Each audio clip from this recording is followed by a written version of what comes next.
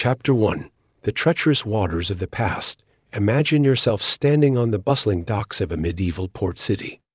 The air is thick with the scent of salt and fresh fish, mingled with the pungent aroma of spices spilling from the sacks of bustling merchants.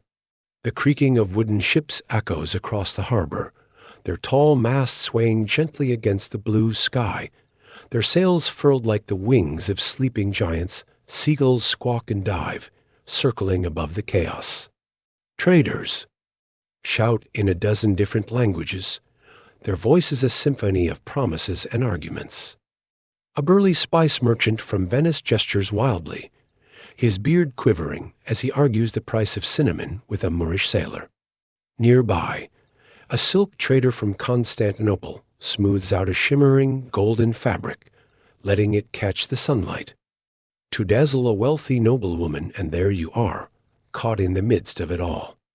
Perhaps you are a young merchant, clutching a heavy leather pouch filled with silver coins, your life savings, your gamble on the promise of fortune.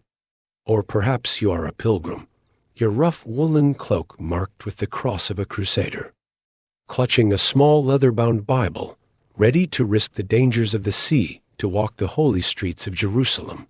But you are not alone. Around you, dozens of ships sway in the harbor. Sturdy merchant vessels with rounded hulls, built to carry spices, silks, and precious metals from distant lands. Sleek war galleys with rows of oars, their decks lined with archers and polished armor. Even a few hulking cogs, massive ships with towering castles at the bow and stern, their flags fluttering in the breeze. These ships are your lifeline, the beating heart of medieval trade. They cross the vast, unpredictable waters of the Mediterranean, the Black Sea, the stormy Atlantic, and even the treacherous northern seas.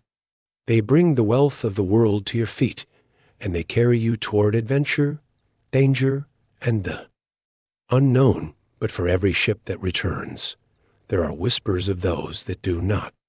The sea is a merciless mistress. Storms can rip apart the sturdiest vessel, crushing it like a child's toy. Rocks lurk beneath the waves, waiting to tear open a ship's belly. And even if the winds are kind and the waters are calm, there is one danger that haunts every sailor's dreams: pirates, pirate havens, and infamous raiders beyond the sight of land, beyond the reach of law. There are places where civilization ends and chaos begins. Pirate havens, hidden islands, remote coves, and lawless ports where the world's most dangerous men gather. One such place is Tortuga, an island of wild jungle and hidden bays, where pirate captains meet beneath the shade of palm trees to trade their plunder.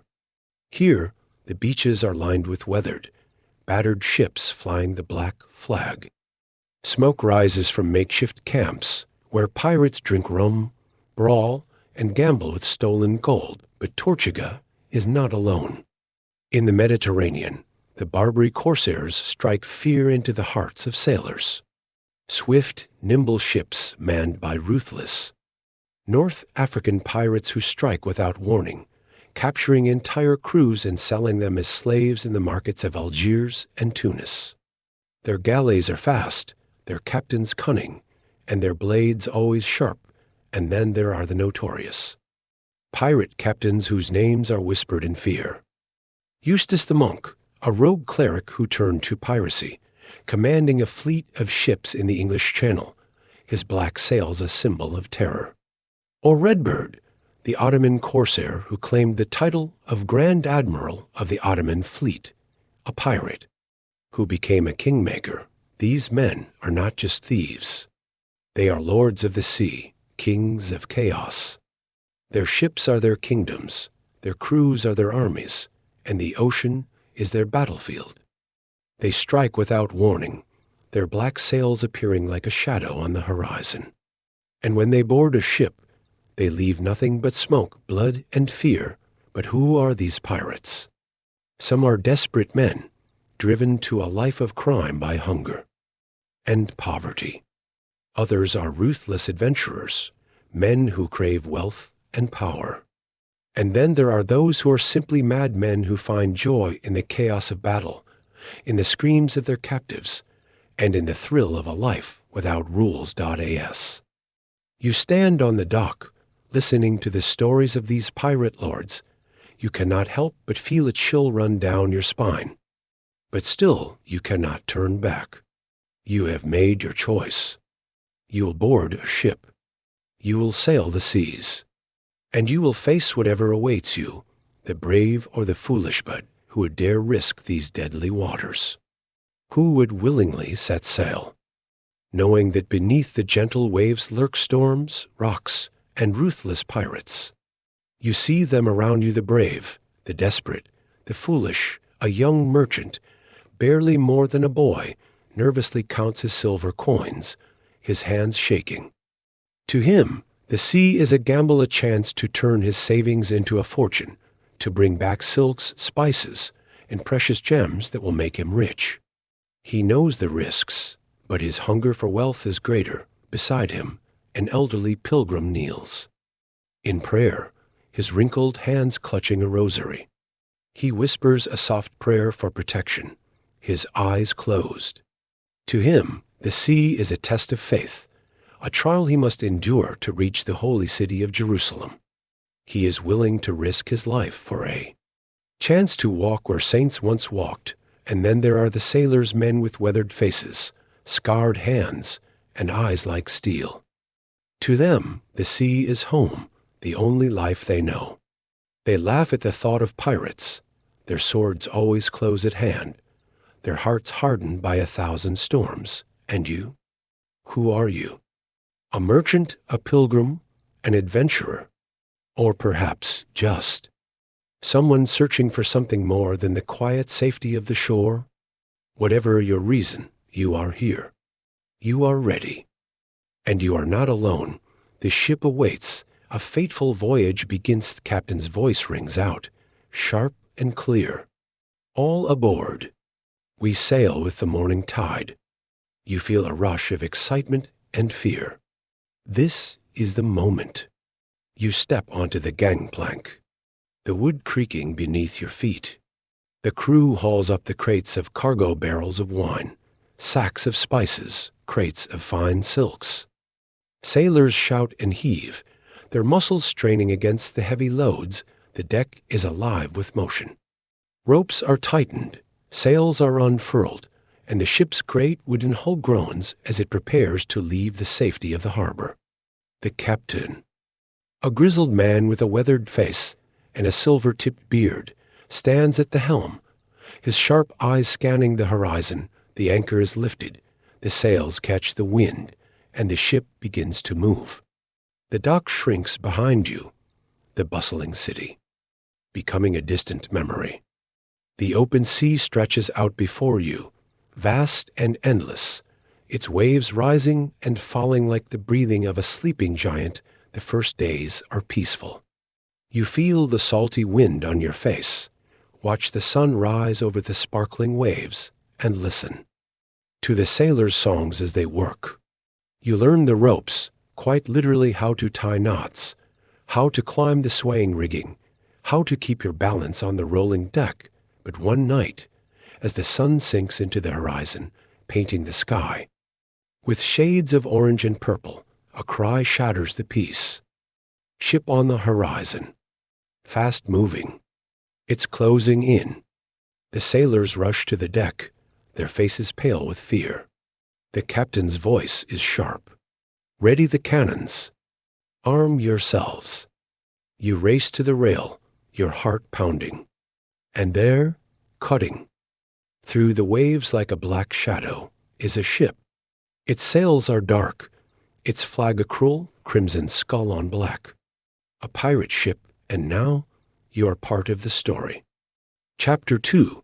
The shadow of the black flag. You stand on the deck of the ship, the cool sea breeze ruffling your hair, the vast, endless ocean stretching out in every direction.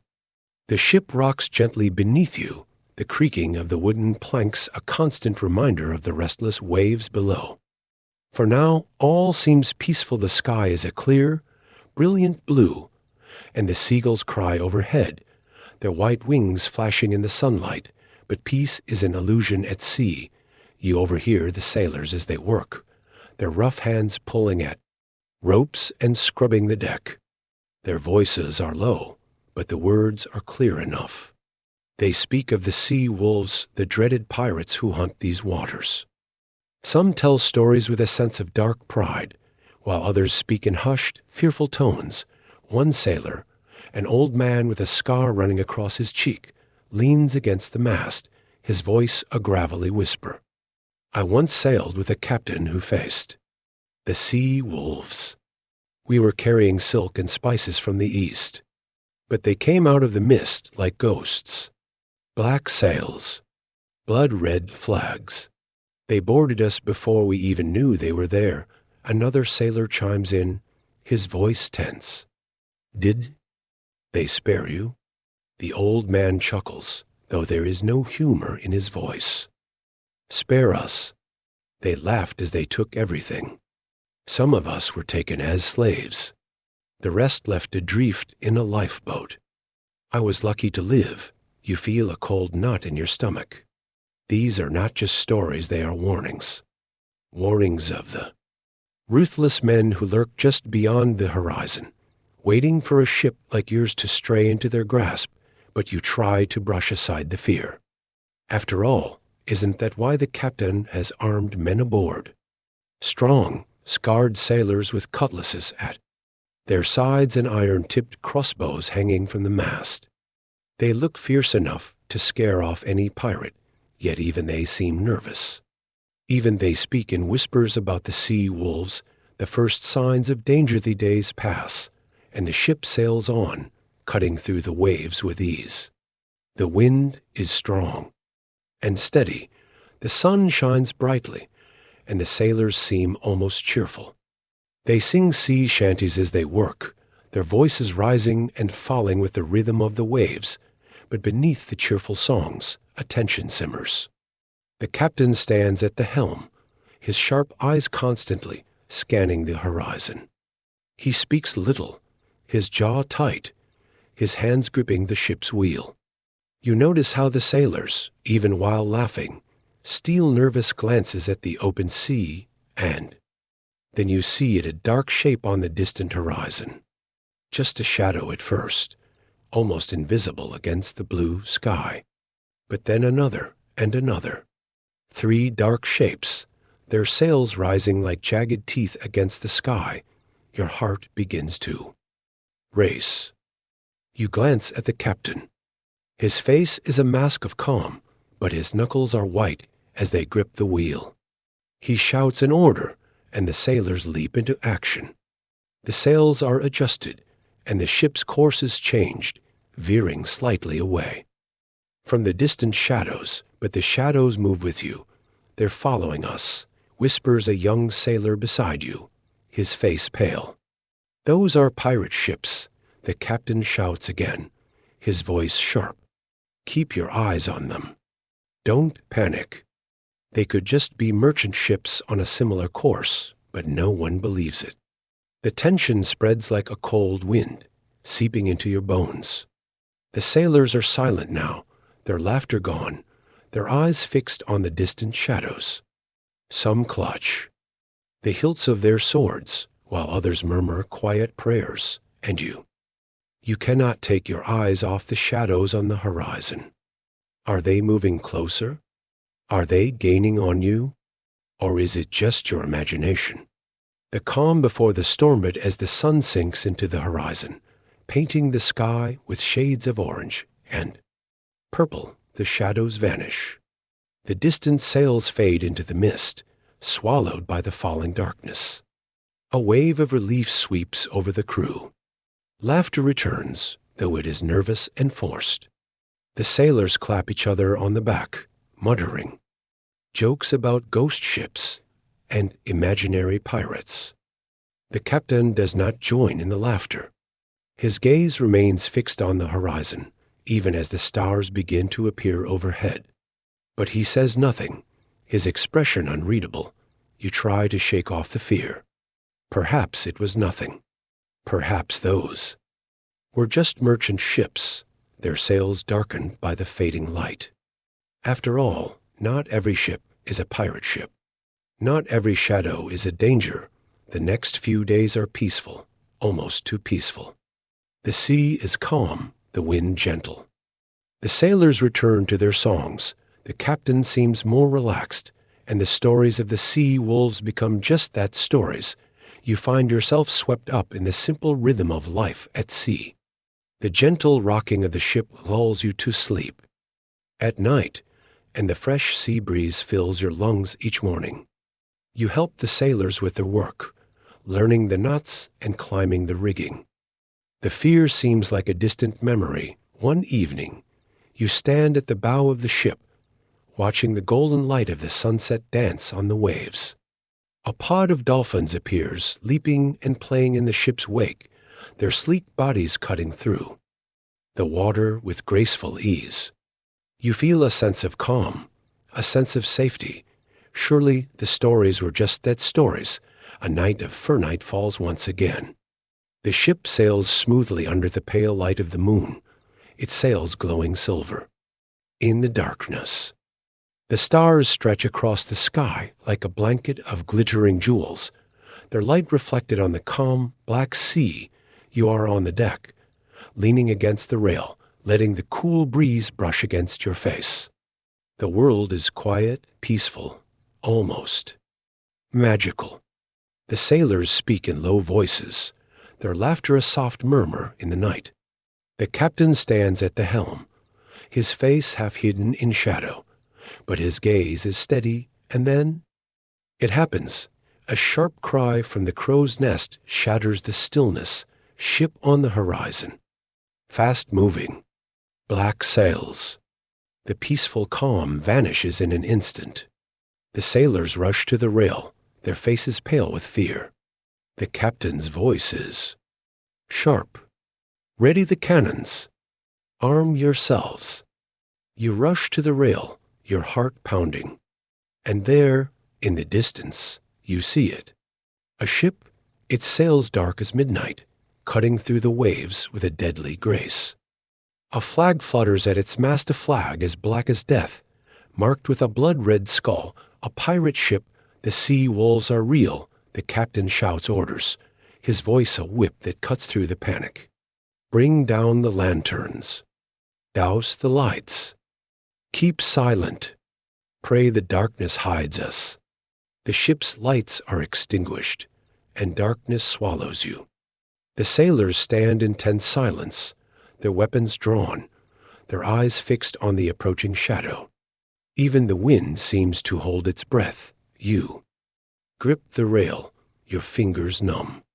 The pirate ship is getting closer, its dark sails swelling with the wind. You can see the faint glow of lanterns on its deck, the shadowy figures of men moving, preparing to board. But then, as suddenly as it appeared, the shadow changes course. The black sails turn, the ship veers away, slipping back into the darkness. The tension breaks. The sailors collapse against the rails, laughing, cheering, clapping each other on the back. Some whisper prayers of thanks. The captain lowers his head, his hands trembling just slightly.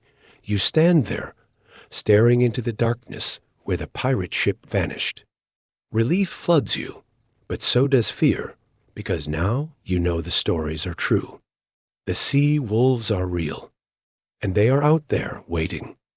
Chapter 3. The Scream of Cannons. The sky is painted with shades of orange and pink as the sun begins to set, casting a warm golden glow over the restless sea. The ship sails smoothly, the wind filling the sails, the waves lapping gently against the wooden hull. For a moment, you almost forget the fear that has haunted you, the stories of the sea wolves, the shadows on the horizon, the night of terror. But peace at sea is always an illusion. A sudden cry shatters the calm. Ship off the port side. Black sails. Closing fast. Your heart stops. You rush to the railing, your eyes searching the endless waves. And then you see it, a dark shape, a ship slicing through the water like a predator. Its sails are black, as night, tattered at the edges like the wings of a vulture. At its mast, a cruel flag flutters, a black banner marked with a red skull. Grinning with a wicked, bloody smile, the deck explodes into chaos. Sailors shout, rushing to their positions. The captain's voice cuts through the panic. Arm yourselves. Man the cannons. Ready the crossbows. The wind howls, tearing at the sails. The pirate ship closes in, its black sails swelling with the wind. You can see the shadowy figures moving on its deck, men with swords, their faces hidden beneath black scarves, their eyes like hungry wolves, and then boom. A cannon erupts, smoke billowing from the pirate ship. A cannonball whistles through the air, slamming into the side of your ship with a deafening crash. Wood splinters, the deck shakes beneath your feet, and a cloud of smoke rises around you. The captain shouts again. Fire! Fire back! Your ship's cannons roar in response, the thunderous blasts echoing across the sea. Smoke fills the air, and the sharp smell of gunpowder stings your nose. Sailors rush to reload the cannons, sweat pouring down their faces.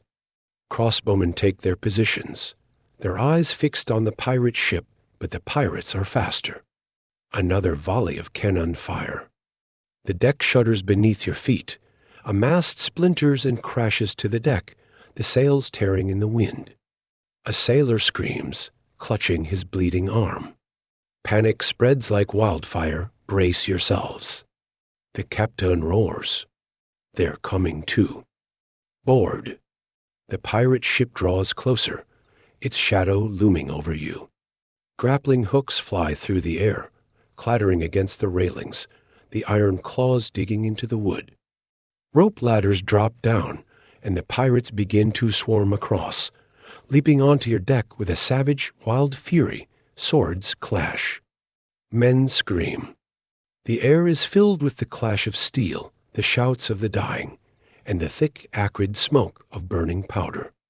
You see a sailor beside you fall, a pirate's blade buried in his chest. Another pirate lunges toward you, his teeth bared in a savage grin. You grab a fallen cutlass, your hands shaking. He swings his sword, but you raise your blade just in time, the steel ringing as you block his strike. His eyes narrow, and he lunges again. This time, you dodge, and with a desperate cry, you swing your cutlass, catching him across the chest. He collapses, blood staining the deck, but there are more. Dozens of them. And they are winning. Fight or surrender. The battle is chaos, a storm of steel and screams. You fight, but you are not a warrior.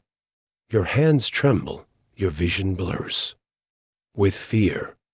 Around you, sailors fight desperately, swinging swords, thrusting spears, trying to push the pirates back, but the pirates are ruthless. They fight with wild, savage fury. One by one, the sailors fall. The deck is slick with blood, the air thick with smoke. The pirate captain appears among his men, a tall, fearsome figure, his face hidden beneath a black scarf, his eyes cold and pitiless. His sword flashes, cutting down anyone who dares stand in his way. The captain of your ship shouts, his voice cracking with desperation. Hold the line. Don't give up. But you see the fear in his eyes. He knows the truth. You all do. This fight is lost. A sailor grabs your arm, his face pale.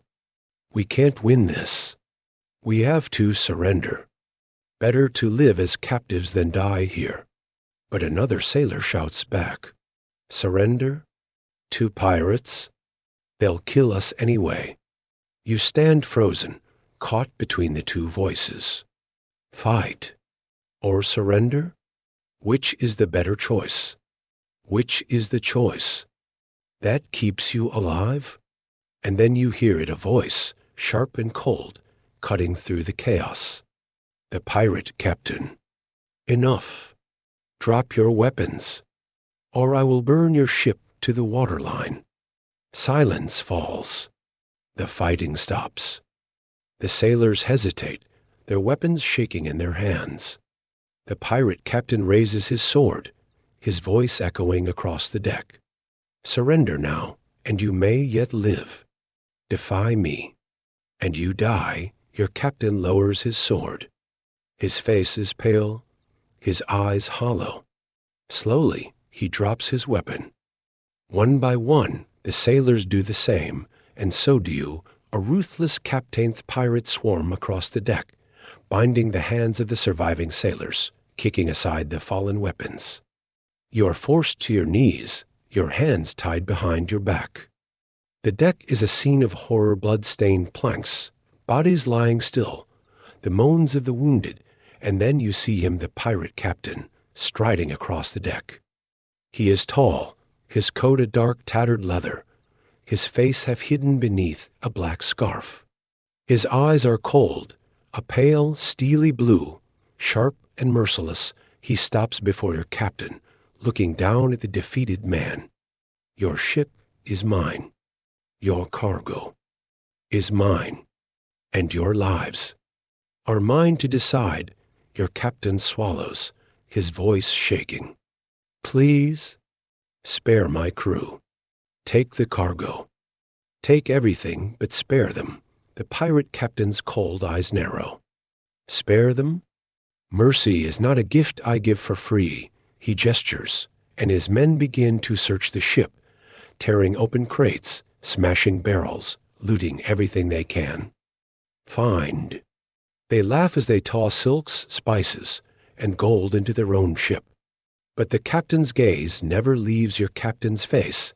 You wish to buy their lives? The pirate captain asks, his voice like ice. Then tell me, how much are they worth to you? Your captain is silent, his hands shaking. But then he falls to his knees. Please, I beg you. The pirate captain's cruel smile widens. I will spare them.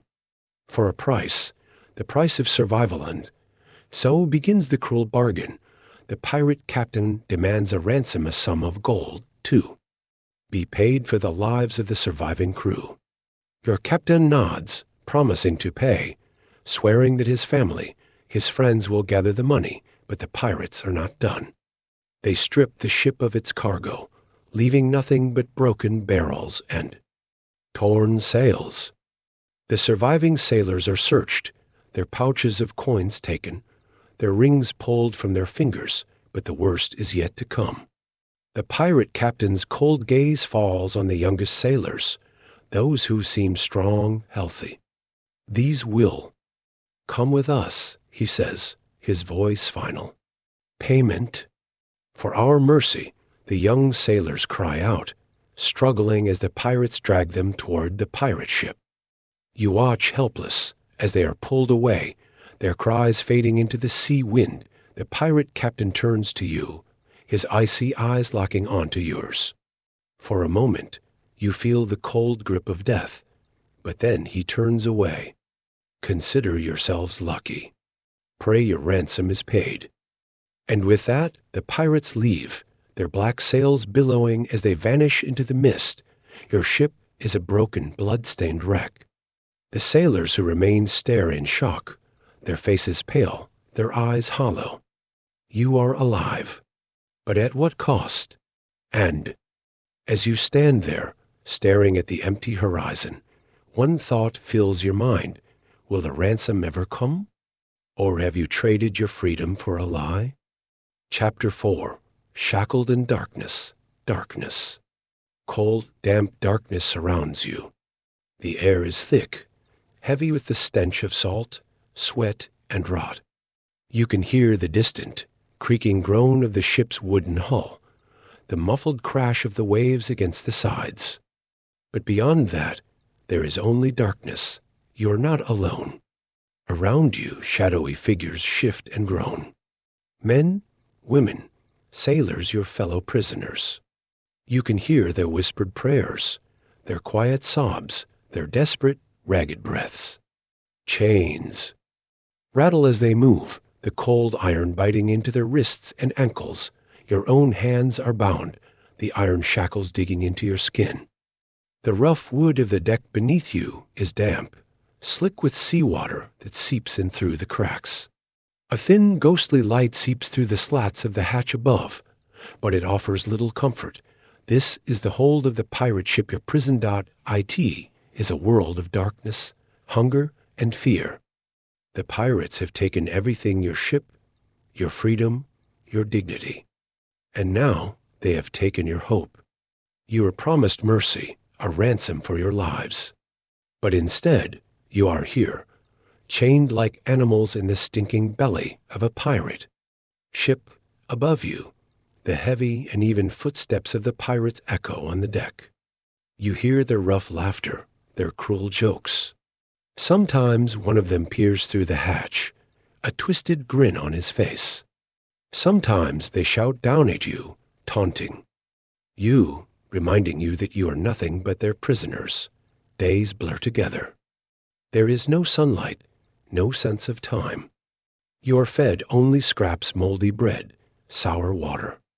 Hunger gnaws at your stomach. Thirst burns your throat. Sleep comes only in brief, fitful moments. Haunted by nightmares, you try to stay strong, but it is not easy. Every hour in the darkness, every moment in the chains, you feel your strength slipping away.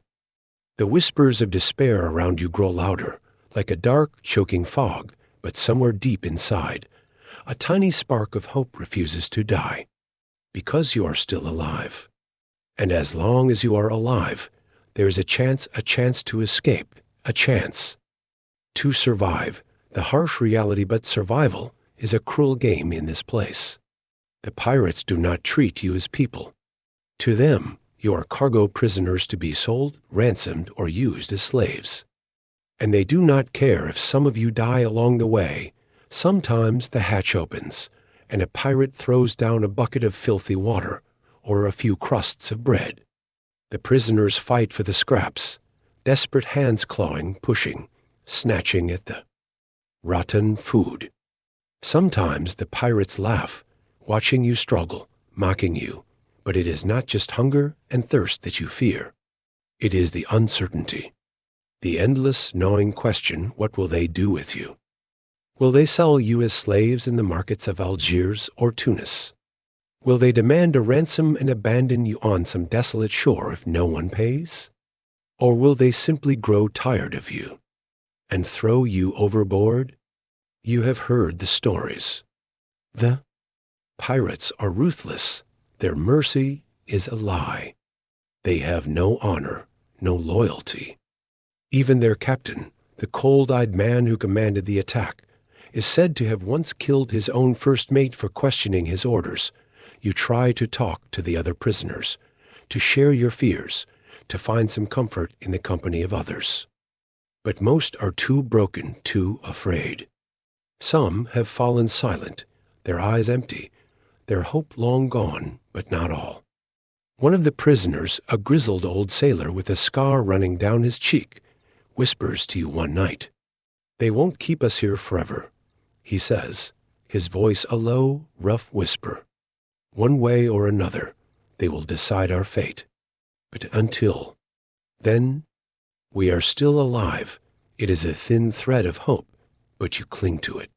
Because without hope, there is only darkness. The power of negotiation. These pass, though you cannot count them. Time is a blur of hunger, darkness, and the creaking of the ship. But then something changes. A faint flicker of light appears through the hatch, and you hear the heavy thud of boots on the deck. The hatch swings open, and a figure appears. The pirate captain.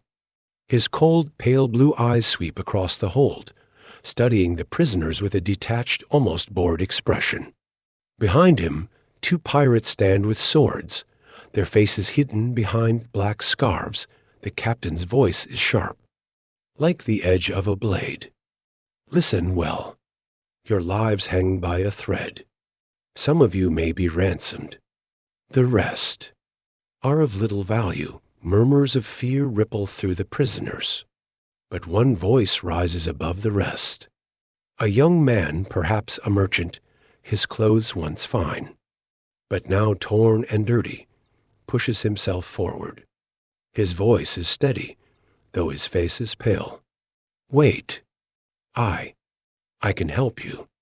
I can pay you. The pirate captain's cold gaze falls on the young man. You, a prisoner with empty hands, will pay me? My family, the young man says, his voice trembling but determined. My family is wealthy. If you allow me to send a letter, they will pay a ransom for me and for my companions. The captain raises an eyebrow, a thin smile curling at his lips. A letter? And how do I know you will not lie? That your family will pay? The young man takes a deep breath. You don't. But if you kill me, you gain nothing. Let me write. If the ransom is paid, you gain gold. If not, you lose nothing. For a long, tense moment, the captain says nothing. The shadows stretch long and cold. But then he laughs a sharp, cruel laugh. Very well, he says. You will write your letter. But if your ransom does not come, you will die. The young man is dragged away, but as he goes, he looks back at you, his eyes filled with a desperate, flickering hope, and for the first time, you feel a spark of hope as well. Because if one of you can bargain, perhaps you can survive. A ray of hope. A night falls once again, the darkness thick and suffocating. But there is something different tonight. You lie on the damp, rotting deck, listening to the distant creak of the ship, the soft murmur of the other prisoners. And then you hear something else, whispers. Faint, cautious whispers. You shift quietly, trying to listen. Two of the sailors, men who had been captured along with you, are whispering in the darkness. Did you hear? The captain is planning to ransom some of us. But not all. And what about the others? They'll be sold. Or worse. A cold knot of fear tightens in your chest. Sold. Slavery. Or worse. But then you hear something else, a whisper of hope. But I heard something else. One of the pirates. He has a grudge against the captain. He's been talking to the crew. If he leads a mutiny. A mutiny? Are you mad? They're pirates. They kill each other for less, but if he does, we might have a chance. We might be able to escape in the chaos. Your heart races. A mutiny? A rebellion among the pirates themselves? It sounds like madness, but in this darkness, even madness is a spark of hope. You shift closer, whispering to the sailors. If a mutiny happens, how can we escape? The older sailor's face is a pale blur in the darkness, but his voice is steady. We watch. We listen. And when the time comes, we fight. Or we run. A cold wind sweeps through the hold, rattling the chains. But for the first time in days, you feel something more than fear. You feel a plan. You feel a chance, because even in the darkest dungeon, even in the belly of a pirate ship, there is always a chance. Chapter 5. Whispers of Rebellion. Darkness still surrounds you. The cold, damp air presses against your skin, and the rough wooden planks beneath you creak with the ship's constant sway. The iron shackles dig into your wrists, leaving raw red marks. But this darkness is not as empty as it once was. Now it is filled with quiet whispers, tense glances, and the faint flickering light of hope. You are not alone. Around you, other prisoners, sailors, merchants, and pilgrims sit in the gloom, their faces pale and tired. But their eyes are not as hollow as before.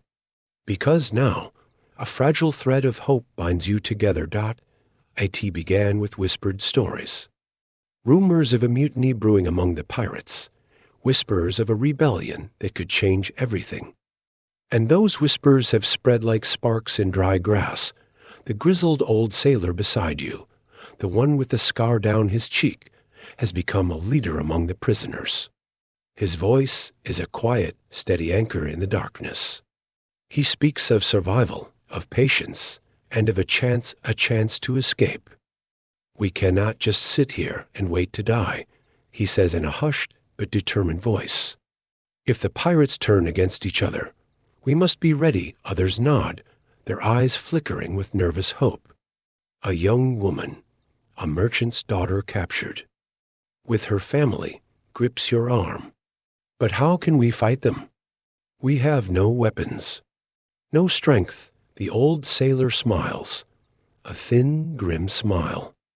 "Weapons can be found. Strength can be found. But first, we must have a plan." And so you begin to talk quietly, carefully. Ideas are whispered in the darkness, plans of grabbing a weapon, of overpowering a guard, of escaping in the chaos. It is risky. It is desperate. But it is better than despair. You become a part of this whispered conspiracy, your heart pounding with both fear and hope. Because now, you are not just a prisoner. You are a prisoner with a plan, a sympathetic pirated days drag on, each one, blending into the next, marked only by the distant creaking of the ship and the occasional shout of the pirates above. Hunger gnaws at you, thirst burns your throat, and exhaustion pulls at your bones. But beneath the suffering, the whispers continue, and then something changes. One night, as you lie against the cold, damp wood, trying to rest, the hatch above creaks open. A faint beam of moonlight cuts through the darkness, and a figure appears, his shadow stretching across the hold. But this time, it is not one of the cruel, grinning pirates you have come to fear. This one is different, a young man, barely older than you, his face pale beneath the dim light. He looks around nervously, then leans down and whispers, Are you the ones planning something?" His voice is a nervous whisper, his eyes darting around. Your heart skips a beat. Is this a trap? Is he here to betray you? But the old sailor is faster. He leans forward, his voice calm. "What do you know, boy?" The young pirate swallows hard. I know you want to escape. And I want to help." A dozen questions race through your mind. Why would a pirate help you? Is this a trick? But his trembling hands, his pale face, they are not the signs of a hardened killer. "Why?" you whisper, your voice shaking. "Why would you help us?" The young pirate glances nervously over his shoulder. Because I never wanted this. They forced me to join them. My family, they're gone. I had nowhere else to go. But I don't want to be a monster. I don't want to be one of them." Hope flares within you. A pirate who wants to escape. A pirate who is afraid of his own crew. He could be a weapon in your hands. The old sailor's voice is sharp. "If you truly want to help us, then prove it." The young pirate nods. I will help. I can bring you news, food, maybe even weapons." You stare at him, trying to read his fearful eyes. Can you trust him? Or is this just another trap? Dangerous decisions the next few days are filled with tension, but also with hope. The young pirate whose name you learn is Elias becomes your secret ally. He appears only at night, slipping down through the hatch when no one is watching. Each time, he brings something: a crust of bread, a cup of fresh water, a whispered warning. "They're planning to sell some of you in the markets of Algiers," he whispers one night, his face pale. But the captain doesn't trust his own men. Some of them are plotting against him. The old sailor listens, his face grim. Then our only chance is to be ready. When the fighting begins, We make our move, but there is a problem, Trust. Some of the prisoners do not believe Elias. They say he is a spy, sent by the pirates to test your loyalty. Even the old sailor is cautious. Trust is a rare coin in this place. Use it carefully, and you are torn. Elias seems sincere. His fear is real. His voice trembles whenever he speaks of the other pirates. But could this all be a trick? A cruel game to see who will betray the others. One night, as you speak with Elias, you finally ask him, "Why do you really want to help us? What are you risking all this for?" Elias's eyes are wet with tears. "I want to go home. I want to be free. Just like you see the fear, the pain in his eyes. And suddenly, you realize something: he is just as much a prisoner as you are. The plan takes shape. Hope is a strange thing. Even in the darkest place, even in the cold, stinking hold of a pirate ship, it can bloom like a tiny flower through a crack in the stone. Elias becomes your lifeline. Night after night, he brings news, whispers of the brewing mutiny among the pirates. Some of the crew hate the captain. They call him cruel, greedy, a tyrant. They whisper of replacing him, of claiming the ship for themselves. And you, the prisoners, begin to prepare. You steal small, broken pieces of wood, sharp fragments of metal from the floor of the hold. They are crude, but they are weapons. You speak in whispers, practicing your plan. When the fighting begins, you'll strike. You will seize the moment, take the weapons from the fallen, and fight for your freedom. But it is not just about weapons. It is about timing. It is about trust. Elias promises to leave the hatch unlocked on the night of the mutiny. He will help you. But he also warns you: if you are caught, the pirates will kill you all. The old sailor speaks quietly, his voice a calm anchor in the rising storm. We have no choice. We either die in chains, or we die fighting for our freedom. And you can feel your heart pounding. Fear is a heavy weight pressing against your chest. But so is hope. So is the thought of freedom. As the ship creaks beneath you, as the whispers of the mutiny grow louder, you feel something you have not felt in a long time. You feel a spark of courage, because now you are not just prisoners. You are prisoners with a plan. You are not just waiting for death. You are waiting for a chance, and the question that burns in your mind is simple. When the moment comes, will you have the courage to fight? Chapter 6. Fire on the waves. Darkness presses around you, the thick, damp air of the ship's hold suffocating. Your hands ache. Your wrists are bruised from the iron shackles. But tonight, fear is not your only companion. Tonight, hope burns. Like a tiny spark in the darkness, the whispers have become a plan. The plan has become a promise. And tonight, that promise becomes action. It begins with a sound, a distant shout, muffled by the thick wooden walls of the ship. Then another shout, louder, angrier. The ship lurches slightly beneath you, and you hear the heavy, uneven thud of running footsteps on the deck above. The mutiny has begun. You glance around at your fellow prisoners, their faces pale, their eyes wide. The grizzled old sailor beside you clenches his fists, his scarred face a mask of determination. "This is it," he whispers.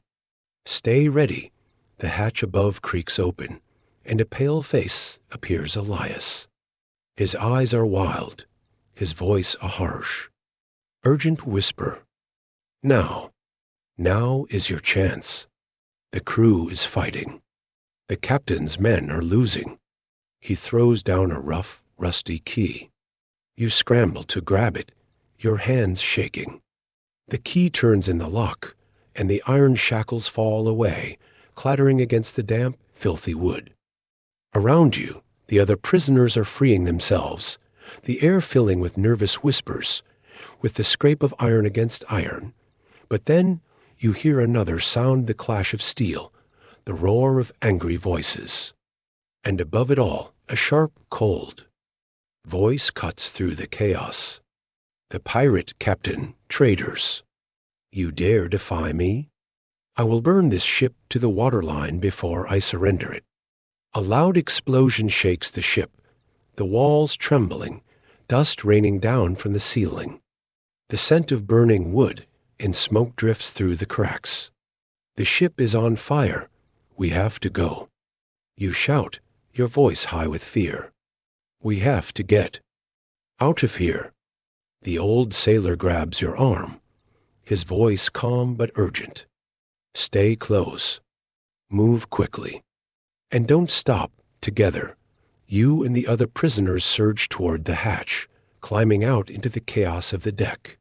The night sky is lit by a hellish glow. Flames dance along the sails. Smoke billows into the sky. The pirate ship is a battlefield. Pirates fight each other, blades flashing, pistols firing, their shouts lost in the roar of the flames, and in the midst of the chaos, the pirate captain stands like a dark shadow, his sword flashing, his voice. A cold, furious command. Kill them all. Burn them all if you must. You see Elias, his face pale, struggling against a pirate who has grabbed him.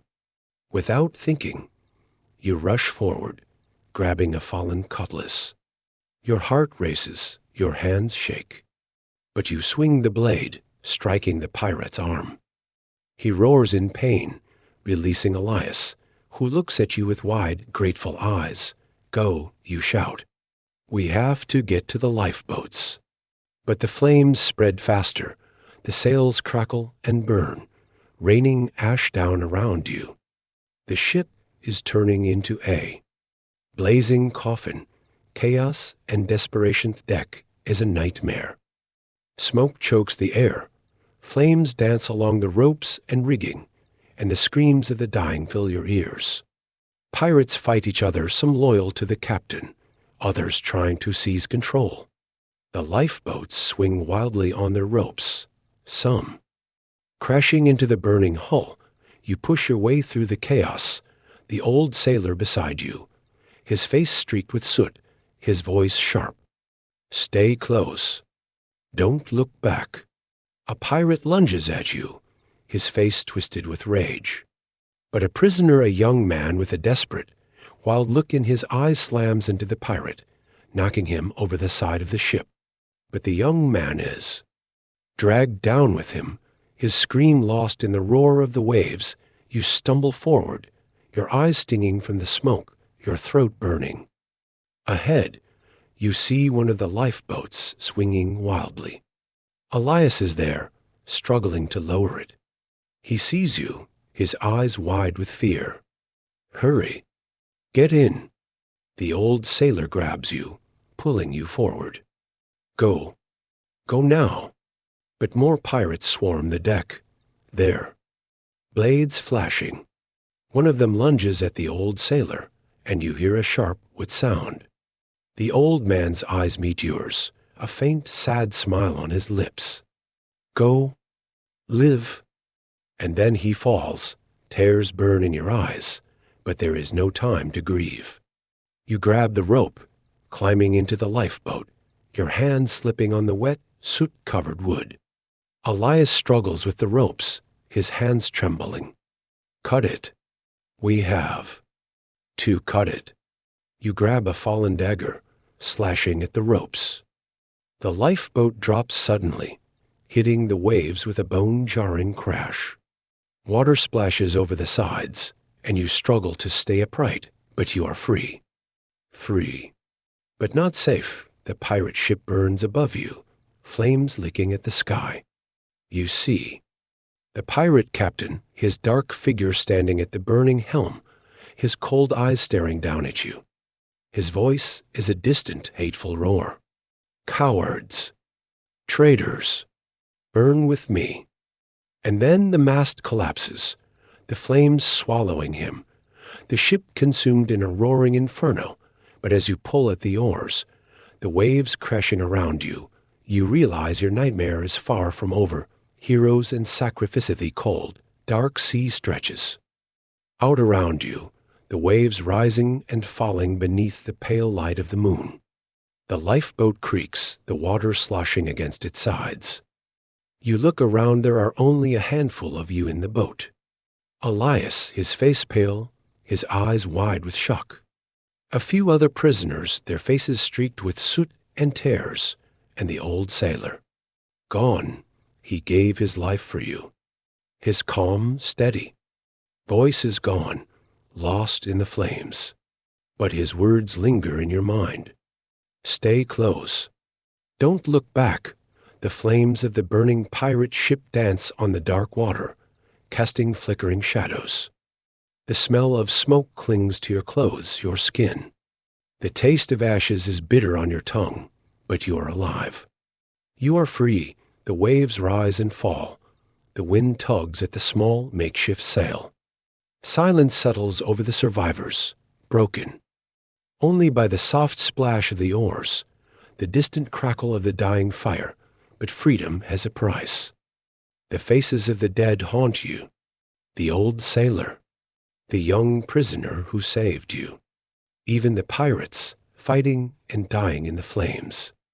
You are free, but not without a cost. Into the storm at fate is not done with you yet. The wind begins to howl. The waves growing higher. The sky, once lit by moonlight, darkens with thick, rolling clouds. A distant rumble of thunder echoes across the sea. Elias looks up, his voice shaking. A storm. A storm is coming. You grab the oars, your hands numb. With cold, your muscles aching. Row. Row for the open sea. The wind roars, the waves crash against the small lifeboat, spraying cold, salty water over you. Lightning splits the sky, illuminating the churning black waves. Thunder crashes, the sound like a cannon blast. The lifeboat rises and falls, the waves towering over you like dark, icy mountains. Water spills into the boat, and you grab a piece of wood, frantically trying to bail it out. Elias clings to the side, his knuckles white. We can't survive this. But you do not give up. You row, your arms burning, your breath coming in ragged gasps. The wind screams, the rain lashes at your face, the thunder roars, a massive wave rises before you, a dark wall of water. You shout, clinging to the boat as it crashes over you. Cold darkness surrounds you, the sea swallowing you whole, but somehow you hold on. You feel the rough wood beneath your hands, the cold air burning your lungs. You are still here. You are still alive. As the storm rages, you cling to that thought. You have faced the darkness. You have faced the flames. You have lost. But you have also survived, and now even the storm cannot take that away. But as the darkness closes in, as the lightning flashes across the stormy sky, one question haunts your mind. Will the sea be your final prison? Or is there still a chance for freedom? Chapter 7. Shipwrecked and stranded. The storm is a monster howling, raging beast that roars around you, tossing your tiny lifeboat like a child's toy. Waves tower above you, dark walls of water crashing down, each one threatening to drag you beneath the churning, icy depths. The wind screams, tearing at your soaked clothes, whipping your hair across your face. Lightning splits the sky, a blinding, jagged flash that lights up the angry sea. You cling to the side of the lifeboat, your fingers numb and white with fear. Beside you, Elias is pale, his knuckles locked around the rough wooden oar, his eyes wide with terror. The other survivors, the few who made it this far, huddle together, soaked, shivering, their faces ghostly in the darkness. Row. Keep rowing. You shout, though your voice is swallowed by the wind. But there is no direction, no escape. The waves rise and fall, crashing over the boat, filling it with freezing water. You grab a piece of wood, frantically bailing it out, your arms aching, your breath coming in desperate gasps. The lifeboat rises on the crest of a wave, then plunges down into a dark, frothing valley of water. Cold spray slashes at your face. Your vision blurs with salt and rain. The world is a chaos of darkness and water, a never-ending nightmare. Another wave crashes over you, and the boat tips, nearly capsizing. Someone screams. A hand slips from the edge. A figure tumbles into the water, swallowed by the black waves.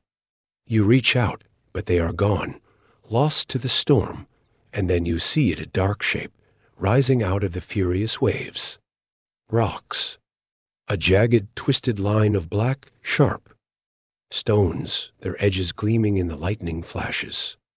The lifeboat is being swept toward them, the waves driving you closer, the cold wind howling like 1,000 demons. Hold on. Brace yourselves. You shout, your voice lost in the roar. The boat crashes against the rocks. Wood splinters. Water surges over you, cold and crushing.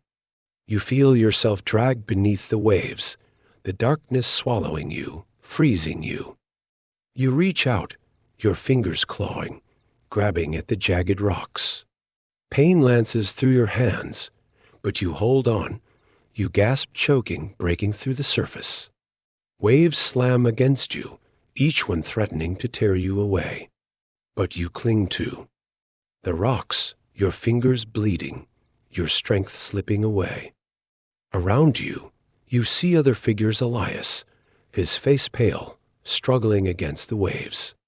A woman, her voice a desperate scream, pulled beneath the churning water, and then, as suddenly as it began, the storm seems to fade. The wind weakens. The waves soften. The dark clouds break, letting a pale, ghostly moonlight wash over the wreckage. Your body aches. Your hands are bleeding. But you are alive. You are clinging to the jagged rocks, the broken remains of the lifeboat bobbing around you. And somewhere in the darkness, you hear the faint, desperate calls of other survivors. But where are you? Where has the storm thrown you? Landfall at last dawn comes like a silent promise, a pale, cold light spreading across the sky, turning the dark sea into a shimmering silver expanse. You are no longer in the boat. Instead, you find yourself lying on a narrow, rocky beach, the rough sand pressing against your bruised, soaked body. You are alive. Somehow, you have survived. Slowly, painfully, you push yourself up, looking around. Broken pieces of the lifeboat lie scattered along the shore, tangled with seaweed and driftwood. Beside you, Elias coughs, rolling onto his back, his eyes blinking against the pale light. His face is pale, his lips blue with cold, but he is alive. Other figures lie scattered across the beach, survivors, some moving, some still. You crawl to them, your body aching with every movement, and help them sit up. There are only a handful of you now. The others lost to the sea. The land stretches out before you, a wild, rugged shoreline, thick with tangled, dark green jungle. The trees rise like a wall, their thick branches casting twisted shadows, their leaves whispering in the cool breeze. Elias looks around, his voice a weak, shaking whisper. Where are we? You have no answer. This place is unknown. Wild, a shadowed jungle that seems to stretch endlessly. But one thing is certain, you are not safe. The beach is narrow, the tide already creeping higher. You help the others, guiding them away from the rising waves, moving toward the shelter of the trees. But even as you step onto the soft, damp soil of the jungle, a chill runs down your spine. This place is no refuge. It is a wild, dangerous world. And you are strangers here. Struggling for survival, hunger is a gnawing ache in your belly. Thirst is a burning fire in your throat. The sun rises higher, the heat pressing down, but the jungle offers little comfort. The thick, tangled vines claw at your clothes. The wet leaves brush against your face, leaving cold droplets running. Down your skin, the survivors move together, a tired, shuffling group of desperate souls. You search for fresh water, for something to eat, but the jungle is a maze, each twisting path leading deeper into shadow. Elias finds a narrow stream, its water cold and clear. You drink, the cool water soothing your burning throat. But food is harder to find. The trees hang heavy with strange, dark fruits, but who knows if they are safe to eat? The forest is alive with sounds strange bird calls, the rustling of leaves, the distant howl of some unseen creature. You search, you scavenge. You find a few bitter berries, a handful of thick, twisted roots that you dig from the damp soil. Elias tries to start a fire with 2 sharp rocks, but the wood is damp, and smoke is all he can manage. Night falls, and the darkness is thick and heavy. The jungle comes alive with strange sounds, rustling leaves, the hoot of an owl, the distant, chilling cry of something wild. You huddle together with the other survivors, pressed close, listening to the whispering darkness. Your stomach aches with hunger, your body shivers with cold, your mind is a whirl of fear and exhaustion, and then you hear something else, a rustle in the bushes, the snap of a branch. You are not alone. Strangers in the jungle. A shape moves. Among the trees, a dark, shadowed figure, barely visible in the pale moonlight. Your breath catches, your heart pounds. You grab Elias's arm, your voice a sharp whisper. Someone's out there. The others freeze, their eyes wide, their breath coming in quick, sharp gasps. The shadow moves closer, and then a voice. Harsh, sharp, and unfamiliar, more figures appear, stepping out of the jungle. Men, their faces painted with bright, fierce colors, their clothes rough, made from woven leaves and animal skins. They hold spears, their sharp points glinting. In the moonlight, one of the strangers steps forward, his eyes narrow, his voice a low, sharp command in a language you do not understand. The other survivors press closer to you, their faces pale with fear. Elias steps forward, raising his hands, his voice shaking. We are shipwrecked.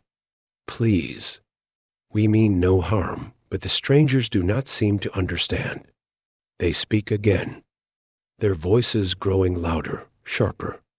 One of them steps closer, his spear raised, his eyes fierce. You stand frozen, your heart pounding, your mind racing. These people are strangers. Their language is unknown, their faces unreadable. Are they here to help you or to kill you? The leader of the strangers raises his hand, and the others step forward, surrounding you. The cold points of their spears glint in the pale moonlight. Elias looks at you, his eyes wide with fear. What do we do? What can we say? But you have no answer. You are surrounded, helpless, and your only hope lies in the hands of strangers. Chapter 8. Allies or Enemies. You stand frozen, your heart pounding, your breath coming in sharp, panicked gasps. Around you, the strangers move closer, their spears gleaming in the pale moonlight, their faces painted with bright, fierce colors. Reds, blacks, and whites that twist across their cheeks like angry shadows. Their eyes are sharp, their expressions unreadable. Elias stands beside you, his hands raised, his voice shaking. Please? We mean no harm, but the strangers do not understand his words. Their language is a sharp, rhythmic chant, their voices rising and falling in strange musical tones. One of them steps forward, a tall, broad-shouldered man with a feathered headdress and a necklace of sharp, white bones. His eyes are dark and piercing, His face painted with bold red stripes, he speaks again, his voice calm but commanding. You do not understand the words, but the meaning is clear. You are at their mercy. The other survivors huddle behind you, their faces pale with fear. The tall man gestures with his spear, pointing toward the thick jungle. One of the strangers steps forward, grabbing Elias by the arm, pulling him forward. Another grabs your wrist, his grip strong, almost painful. We have no choice, Elias whispers, his voice tight with fear. We have to go with them, and so you are led away, the sharp spears of the strangers pressing against your backs, the dark jungle swallowing you. The path twists and turns, the thick leaves brushing against your face, the damp soil clinging to your feet. You can hear the whispers of the jungle, the rustle of leaves, the distant calls of unseen birds, the low hum of insects. Finally, the trees part, and you see it a village. Small, round huts made of woven leaves and rough wood, their roofs covered with thick palm leaves. A fire burns in the center of the village, its smoke rising in a thin, pale column against the dark sky. Dozens of people turn to stare at you. Men, women, even children, their faces painted, their eyes sharp and curious. The tall man speaks again, his voice calm but firm. The villagers step forward, surrounding you, their faces a mix of curiosity and caution. You're pushed toward the center of the village, your heart racing, your mind a whirl of fear and questions. Who are these people? Are they friends? Or enemies? Cultural clashed sun rises slowly over the village, its golden light spilling over the thatched roofs, casting long shadows on the damp, muddy ground. You and the other survivors are gathered in a small, open area, watched carefully by the villagers. Their sharp, painted faces study you, their whispers a constant murmur. Elias sits beside you, his hands resting on his knees, his eyes darting nervously. We have to show them we are not a threat. We have to make them understand, but that is easier said than done. The villagers speak their own language, their words a swift, melodic dance that you cannot follow. When you try to speak, they look at you with blank, unreadable expressions. When you make gestures, some of them seem to understand, but others frown, their eyes narrowing down a T1 point. You try to show them a sign of peace. You draw a simple picture in the dirt, a figure with open hands, smiling. But one of the villagers, an old woman with fierce, painted eyes, shouts angrily, kicking the dirt away. The others mutter, their faces darkening. They think we are mocking them. Elias whispers, his face pale. We must be careful. Tensions rise. Some of the villagers seem curious. Even friendly young children peek at you from behind the huts, giggling before running away. But others are clearly hostile, their eyes sharp, their hands never far from the sharp spears they carry. One of the other survivors, a young woman with dark, curly hair, tries to approach a villager, offering a simple smile. But the villager steps back, his face a mask of anger. He shouts something sharp, and the others begin to murmur, "Stay back." You whisper, pulling the woman away. They don't trust us. And that is the truth. You are strangers, and here, strangers are a threat. But how can you change that? How can you turn fear into trust? Gaining trust, the chance comes sooner than you expect. The day is hot, the sun blazing down, its light shimmering on the thick green leaves of the jungle. You and the other survivors are sitting in the shade of a hut, watched by two of the villagers, their spears resting against their shoulders. Suddenly, a sharp, panicked cry rings out across the village. The villagers rush toward the sound. There, voices rising in alarm.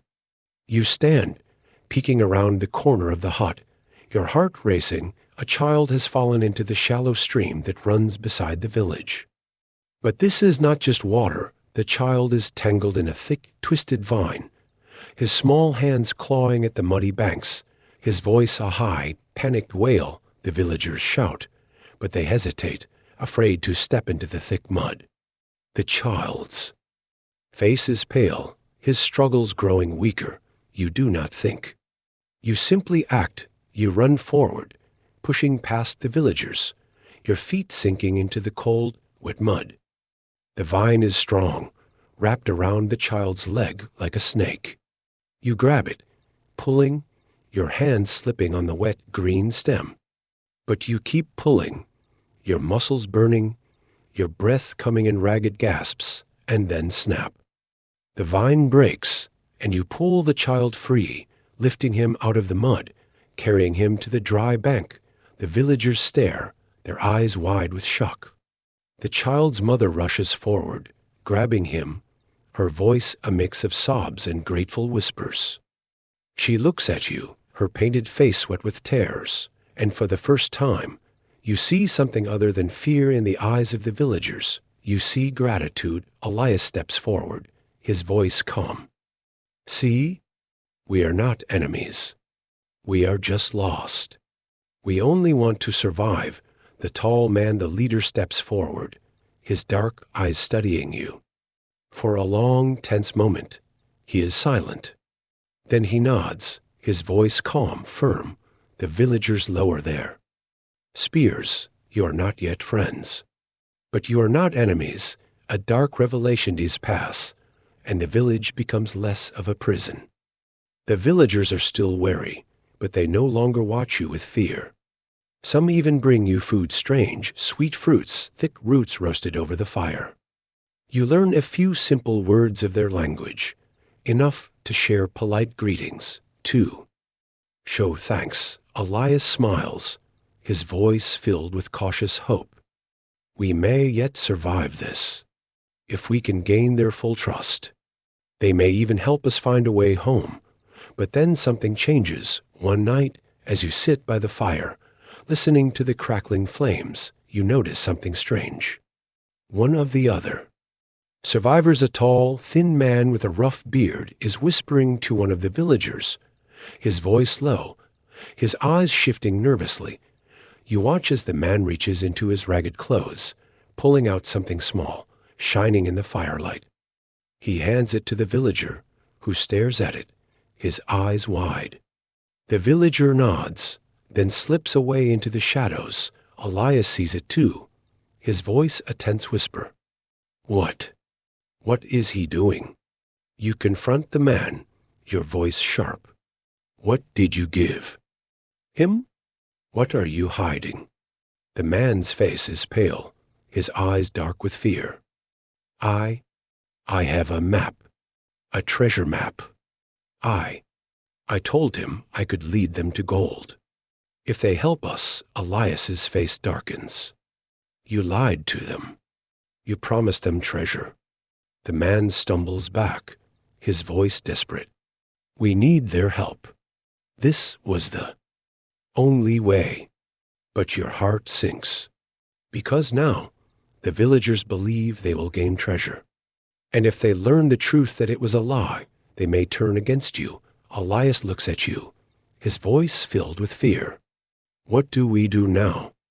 Because trust is a fragile thing, and lies can be deadly. Chapter 9. The Return of the Pirates.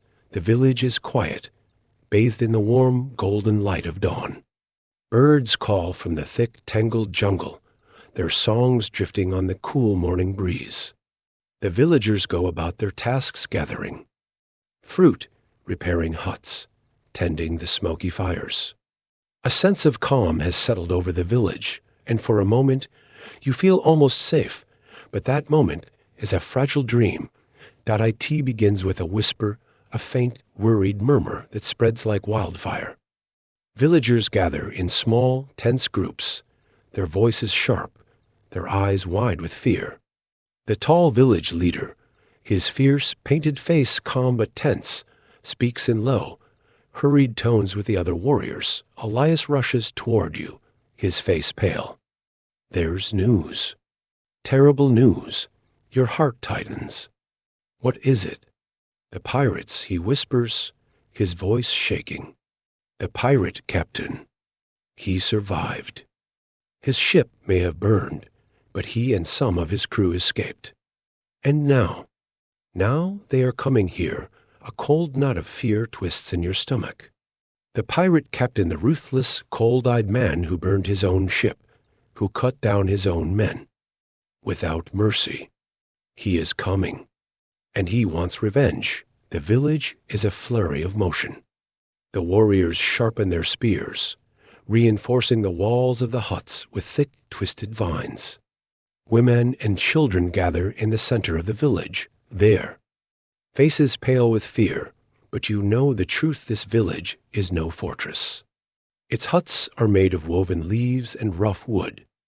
Its warriors are armed with spears and bows, but they have never faced the brutal fury of pirates armed with swords and pistols, and you have brought this danger to them. Because the pirate captain is not just hunting them. He is hunting you, but you will not run. Not this time. A desperate defensive village prepares for war. You work side by side with the villagers, gathering sharp stones, thick vines, anything that can be turned into a weapon. Elias helps reinforce the village gate, his hands raw from twisting thick ropes, his face pale with fear, but set with determination. The village leader speaks with you, his deep voice calm but firm. Though you do not fully understand his language, his meaning is clear. We fight together, and so you help prepare. The warriors set traps in the thick jungle-twisted vines that will snap like whips, sharp stakes hidden beneath piles of leaves. Women gather the children, hiding them in the largest hut, their faces pale, their eyes filled with fear. Elias pulls you aside, his voice urgent. We cannot just sit here. We need a plan. We need to use what we know: the pirates' tactics. He is right. You have seen the pirates fight. You know their strengths and their weaknesses. They will come by sea, you whisper, your mind racing. Their ship will not land on the beach. They will come in smaller boats. We need to defend the shore. The village leader listens, his sharp, painted eyes narrowing. He nods, understanding your gestures. He gathers his warriors, leading them to the thick, rocky shore. You and the other survivors join them, gathering sharp rocks, preparing to defend the narrow, twisted path that leads from the beach to the village. But a thought gnaws at you, even with all your preparation, even with the villagers at your side. Can you really stop them? Can you stand against the fury of pirates? The wind whispers through the jungle, carrying the faint, distant smell of salt and smoke. The pirates are coming. The siege of the shore night falls, and with it, a heavy, suffocating silence. The moon hangs low in the sky, a pale silver crescent that casts ghostly shadows across the beach. You crouch behind a thick, twisted tree, your hands shaking, your heart pounding like a drum. Beside you, Elias grips a crude, sharpened spear, his knuckles white. Around you, the village warriors crouch in the darkness, their faces painted with fierce, bright colors, their spears glinting in the pale light, and then you hear it, the faint, rhythmic splash of oars cutting through the dark water. Shadows appear on the horizon, small, sleek boats moving through the waves, their sails folded, their black shapes nearly invisible in the night. The pirates have come. They move silently, their boats gliding toward the shore. The dark, twisted shapes of the pirates crouched low, their swords glinting in the moonlight. You see a familiar figure at the front of the largest boat, the pirate captain, his pale, cold eyes staring toward the shore, his dark coat billowing in the wind. The village leader raises his hand, and you hold your breath, your fingers tightening. On the rough wooden spear, the boats slide onto the sand, and the pirates leap out, their swords drawn, their voices low, sharp whispers. Now, the village leader shouts, his voice cutting through the darkness. A hail of arrows rains down, sharp, dark shafts whistling through the air. The pirates shout, some falling, clutching at the arrows that pierce their chests. But they keep coming. Their swords flashing, their feet pounding against the sand, the villagers rush forward, their spears stabbing, their voices a fierce, rhythmic chant. You leap forward, your spear raised, your heart pounding with fear and fury. A pirate lunges at you, his sword slashing. You twist, your spear catching him in the shoulder. He falls with a scream, and you turn, just in time to see Elias struggling with another pirate. You rush forward, slamming the butt of your spear into the pirate's face. He falls, blood streaming from his nose, but more are coming. Dozens of them, their swords flashing, their cold, cruel eyes filled with hate. The village. Leader shouts, his voice a fierce, rallying cry. The villagers fight like wolves, their painted faces fierce, their spears stabbing, their arrows raining down, but the pirates are strong. They push forward, cutting through the thin line of warriors, their laughter cruel, their swords dripping with blood. Your heart races. The village is falling, a hidden strength, but you are not defeated. A sharp, clear thought cuts through the chaos. You know the pirates. You know how they fight with speed, with fury, with surprise. But they are not invincible. Elias, you shout, grabbing his arm. We need to use the jungle. We need to trap them. You shout to the villagers, gesturing toward the thick, twisted trees. The village leader understands. He shouts, his voice sharp, commanding. The warriors retreat, slipping into the thick jungle, vanishing among the shadows. The pirates charge after them, their swords slashing at the leaves, their laughter echoing through the trees. But the jungle is a maze. The villagers know its paths, its hidden dangers. And the pirates do not. You lead a group of villagers, your heart pounding, your breath coming in sharp gasps. You slip through the thick underbrush, moving in silence. A pirate stumbles past, his eyes wild, his sword swinging at shadows. You step forward, slamming your spear into his side. He falls, his voice a sharp, dying gasp.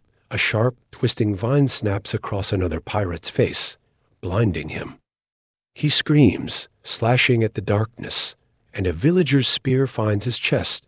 The pirates are caught, trapped, lost in the dark, whispering jungle.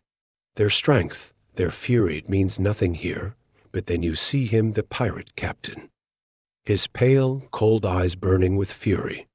He cuts through the underbrush, his sword flashing, his voice a sharp, furious roar. Come out, cowards. Face me. Elias stands beside you, his voice a fierce whisper. We have to end this. If he falls, they will flee. You nod, your hands shaking, but your heart filled with a fierce, desperate courage. Together, you step forward. The pirate captain sees you, his cruel smile twisting. You again? You think you can defeat me? He lunges, his sword flashing. You dodge, your spear catching his shoulder, but he does not fall. He turns, his sword slashing, and you feel a sharp, burning pain across your arm, but then Elias strikes. His crude spear stabbing forward, catching the captain in the chest. The pirate's eyes go wide, his mouth opening in a silent gasp. He falls, his sword slipping from his grasp, his cold eyes fading. A cry rises among the pirates, a cry of fear. And then they run, stumbling through the jungle, their swords falling, their courage shattered. You stand, your breath coming in sharp gasps, the taste of blood in your mouth, your body shaking, but you are alive. You are victorious, and the village is safe. Chapter 10. The Last Stand. The beach is a silent, silver stretch beneath the pale light of the moon. Waves whisper against the shore, their soft, rhythmic crash a soothing lullaby. But the silence is a lie, a fragile, fragile lie. You stand. Among the villagers, your hands gripping a crude, sharp spear. Your heart pounds against your ribs, your breath coming in sharp, shallow gasps. The villagers are silent, their painted faces fierce, their eyes sharp with fear and fury. Elias stands beside you, his face pale, his hands shaking around his own spear. "This is it," he whispers. "This is our last chance," and then you hear it. The soft, distant splash of oars. The faint, dark shapes of boats, cutting through the silver waves, their shadows gliding toward the shore. The pirates have come. The village leader stands at the front, his tall, broad-shouldered figure painted, with fierce red and black streaks. He raises his hand, his voice a low, steady command. The warriors crouch, their spears at the ready, their bows drawn. The boats slide onto the sand, their dark shapes rising like shadows. Pirates leap from the boats, their swords flashing, their cruel laughter echoing across the beach. They rush forward, a tide of darkness and steel, and then the village leader's voice rises, sharp and fierce. Now a hail of arrows rains down, dark shafts whistling through the pale moonlight. Pirates shout, some falling, their swords clattering against the sand. But they keep coming, their faces twisted with cruel grins, their eyes burning with fury. You charge forward, your feet pounding against the cold sand, your spear raised. A pirate lunges at you, his sword slashing. You twist, your spear catching his shoulder, and he falls with a sharp, angry scream. Beside you, Elias struggles with another pirate, his spear caught against the pirate's sword.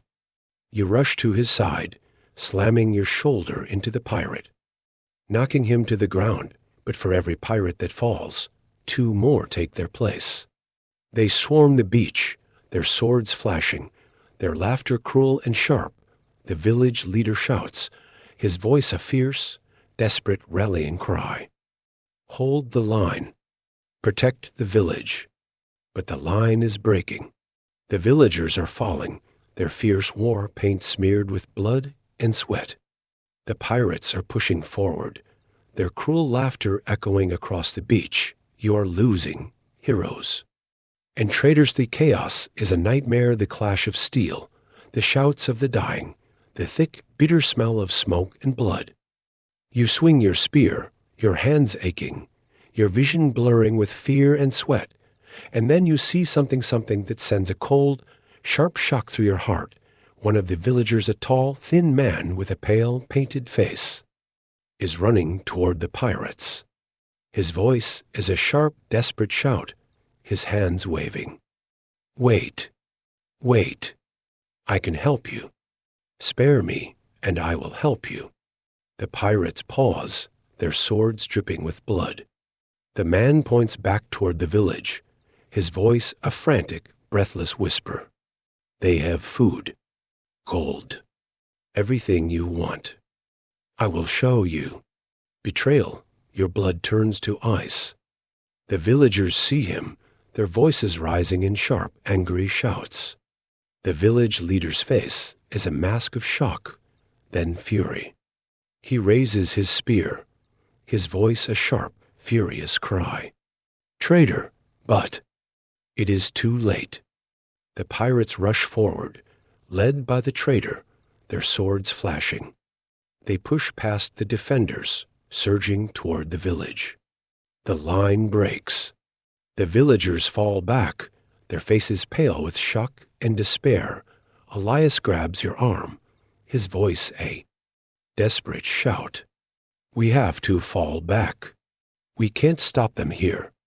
You stumble back, your feet slipping on the damp sand, the cold, silver waves lapping at your ankles.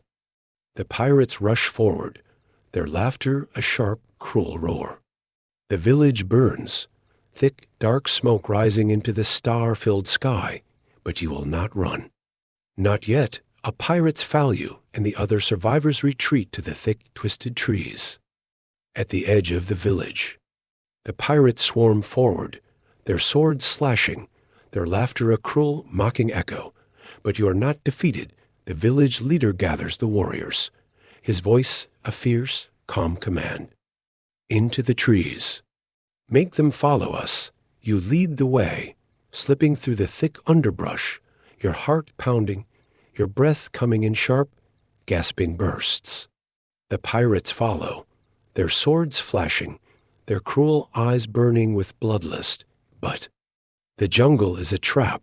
The villagers know its paths, its hidden dangers. As the pirates rush forward, sharp vines snap like whips, catching them across the face.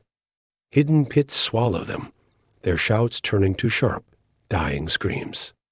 Arrows rain down from the thick, twisted branches, striking from the darkness. But then you see him, the pirate captain. His pale, cold eyes burn with fury, his sword dripping with blood. He cuts through the vines, his voice a sharp, furious roar. You cannot hide from me. You cannot escape me. Elias stands beside you, his voice a fierce whisper. We have to stop him. We have to end this together. You step forward, your hands shaking, your heart racing. The pirate captain's cold eyes find you, a cruel smile twisting his lips. So, you think you can fight me? You think you can stop me? He lunges, his sword flashing. You twist, your spear catching his blade, but his strength is overwhelming. He shoves you back, his cruel smile widening, but then Elias strikes, his spear stabbing forward, catching the captain in the side. The pirate roars, his sword slashing, and Elias falls back, blood staining his arm. No, you shout, your voice a sharp, desperate cry. You lunge forward, your spear stabbing, your heart burning with fear and fury. The captain's sword catches your shoulder, a sharp, burning pain. But you twist, your spear finding his chest. His cruel smile fades, his cold eyes going wide with shock. He falls, his sword slipping from his grasp, his body collapsing into the thick, dark vines. It is over. The pirates see their leader fall. Their cruel laughter turns to shouts of fear.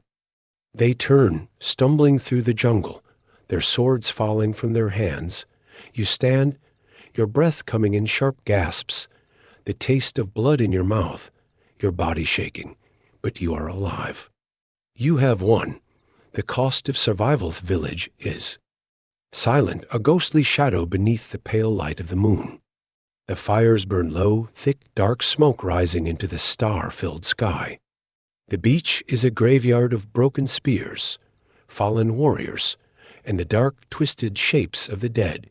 You walk among the survivors, your feet slipping on the damp, blood-stained sand. The villagers gather their fallen, their faces pale and streaked with ash and tears. The village leader stands at the edge of the jungle, his fierce, painted face a mask of sorrow. Elias leans against a twisted tree, his arm bandaged, his face pale. He looks at you, his voice a quiet, broken whisper. We won. But at what cost?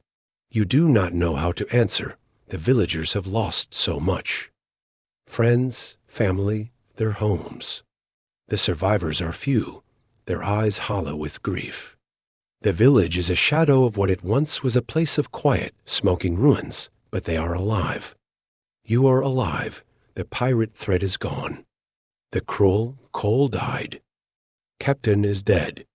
His ship is burned, his crew scattered. The village is safe. But safety has come at a terrible price. As the sun rises, its pale light washing over the silent beach, you stand with the survivors, your heart heavy. You have fought. You have survived. But you have also lost. Elias stands beside you, his voice quiet, his eyes fixed on the distant horizon. What do we do now? You look at the rising sun, the pale, golden light spilling across the silver waves.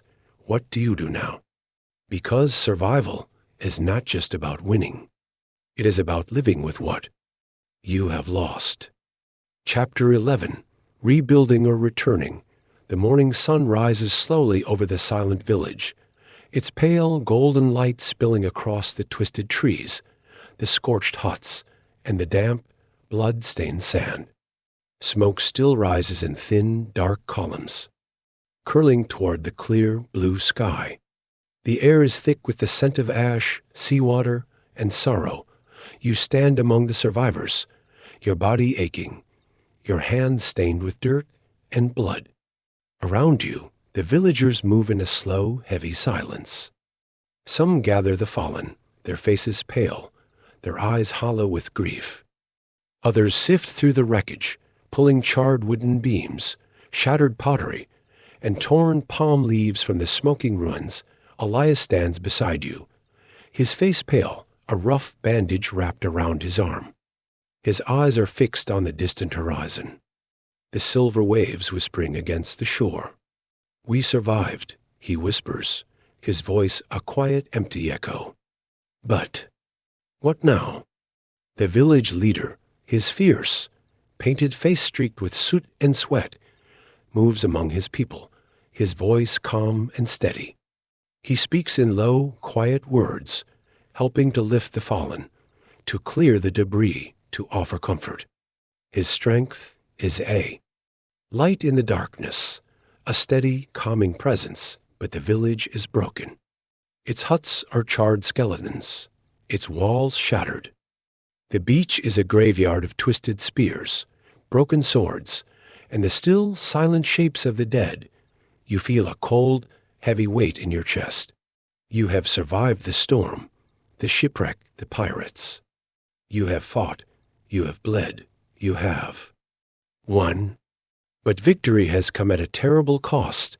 The villagers gather around the village leader, their faces pale, their eyes filled with questions. How will they rebuild? How will they survive? How will they heal? You stand beside them, a stranger among survivors. But their grief, their pain, it is your own, because survival is not just about living. It is about facing the scars that survival leaves behind, a choice to make days pass in a slow, heavy blur. The village is a quiet, shadowed place, its narrow paths scattered with ashes and broken leaves. The villagers work in silence, gathering the fallen branches, weaving new walls from the thick green vines that twist through the jungle. But a question hangs over you like a dark cloud. What do you do now? Elias stands beside you, his voice a quiet, thoughtful whisper. We could leave. We could build a raft, follow the coast, try to find a ship, try to get home. Home.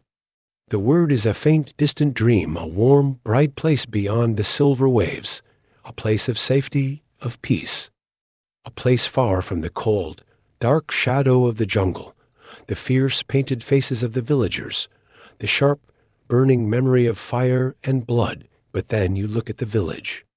The survivors, men, women, children struggling to rebuild. There, faces pale with grief, their hands trembling with exhaustion. The village leader moves among them, his voice calm, his presence a quiet, steady strength. But even he looks weary, his sharp, painted eyes shadowed with loss. They fought beside you. They bled beside you. They lost so much to save you. And now they stand in the shadow of ruin. Elias sees the look in your eyes, his voice a quiet, resigned sigh. You want to stay.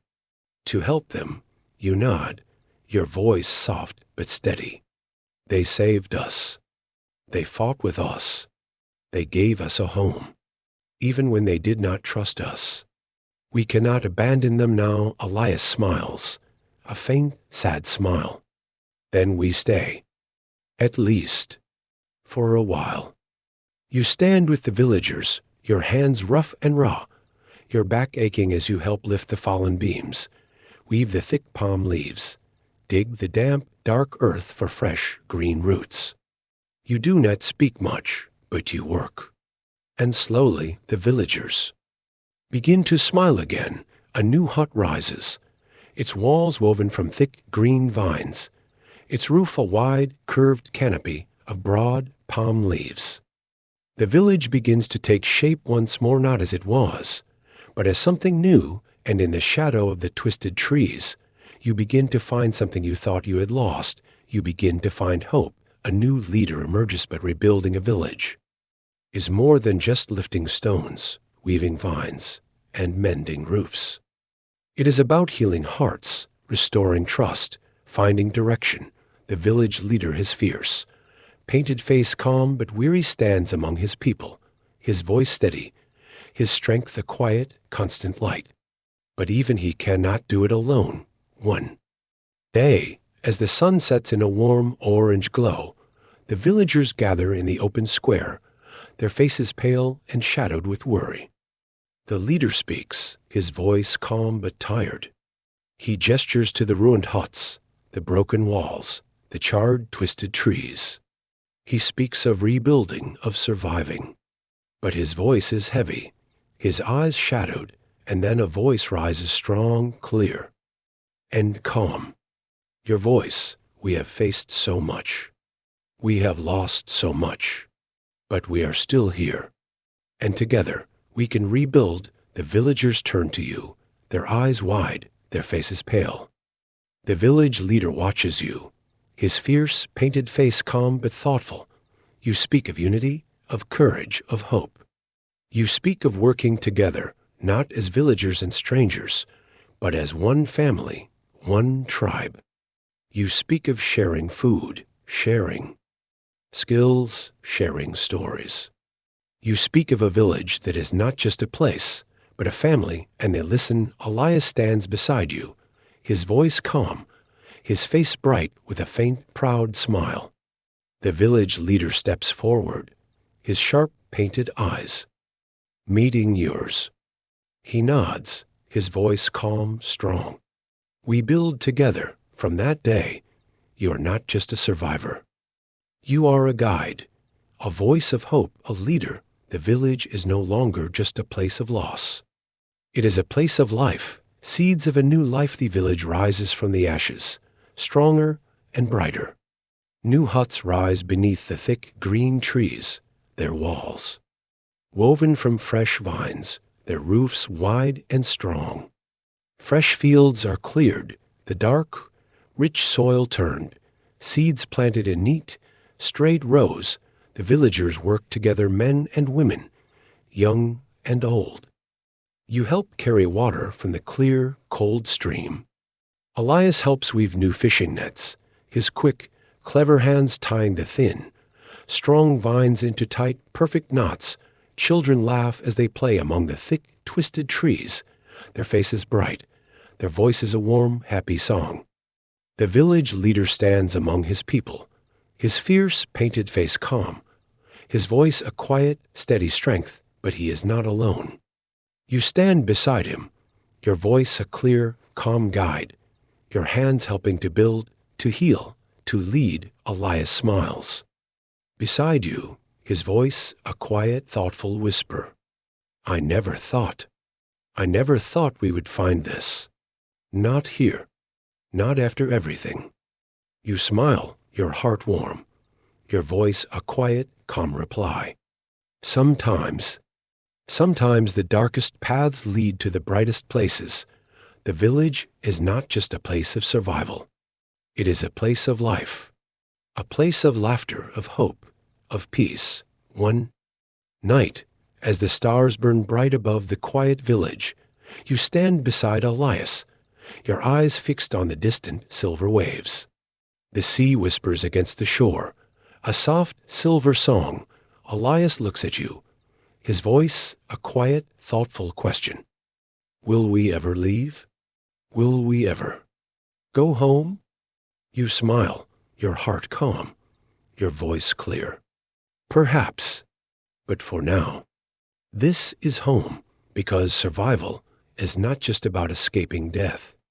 It is about finding life, and here, in this quiet, green village, beneath the silver stars, you have found something more than survival. You have found a new beginning. Chapter 12. Legends across the sea, the sun rises over the calm, silver waves, its golden light spilling across the quiet village.